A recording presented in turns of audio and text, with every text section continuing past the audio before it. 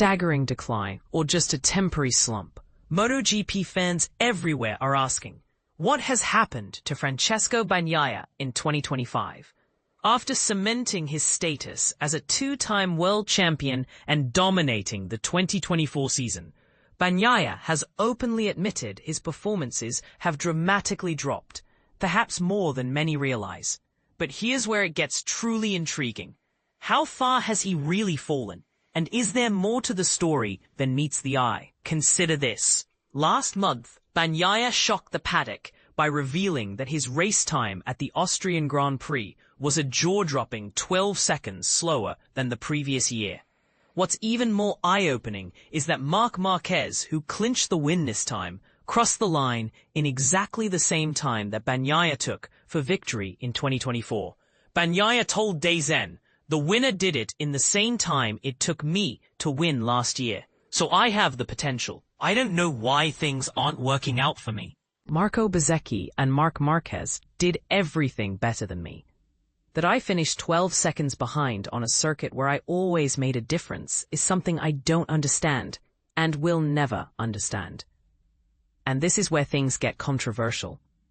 While Marquez, Bezzecchi, and others have surged forward at the Red Bull Ring, benefiting from bike development and other factors, Bagnaia went in the opposite direction. He managed only an 8th place finish, a startling reversal from his dominant performance on this very track just 1 year ago. As a direct result, Marquez is nipping at his heels in the title hunt, and Bagnaia's tumble in form has become one of MotoGP's major talking points. But just how much have things changed for the former fastest man on the grid? Let's dig deeper. A look back, Bagnaia in 2024 versus 2025. Rewind to the 14th round of the 2024 season at Emilia-Romagna. Bagnaia had already notched up 7 Grand Prix wins and stood on the podium 10 times.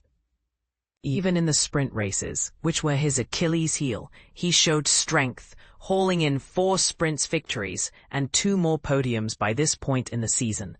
Talk about dominance. Now, contrast that to 2025. Bagnaia has only managed to appear on the main race podium in half of the 14 Grand Prix so far, and has clinched just a single win. It gets worse when you look at the sprints, plagued by fuel tank issues. He's only gathered 5 sprint podiums in 14 attempts, and just 1 in the last 9 weekends.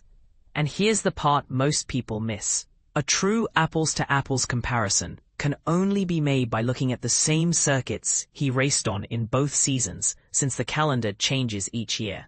Factoring this in strips out variables like new or returning tracks. Detailed finishing position comparison. Let's examine a breakdown of his positions at these common events. Thailand, 3rd, 2025, 1st, 2024. Americas, 1st, 2025, 5th, 2024. Qatar, 2nd, 2025, 1st, 2024.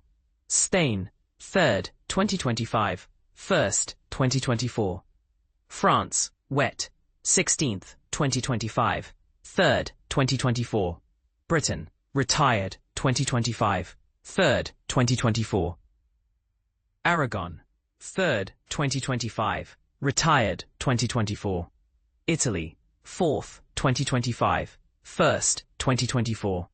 Netherlands, 3rd, 2025, 1st, 2024. Germany, 3rd, 2025, 1st, 2024.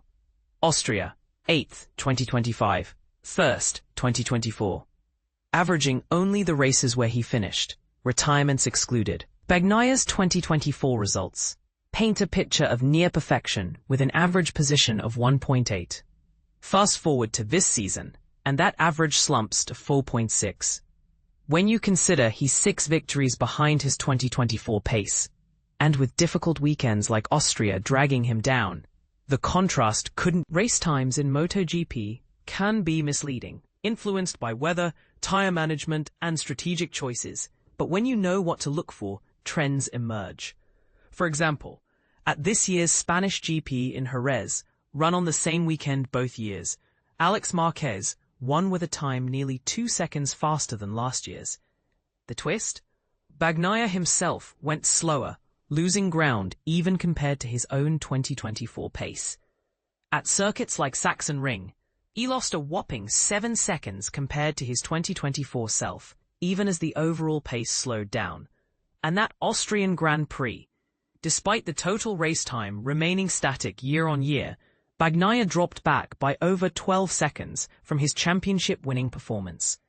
This suggests the problem isn't just the competition stepping up. Something fundamental has shifted for Bagnaia himself. Psychology, machinery, or both.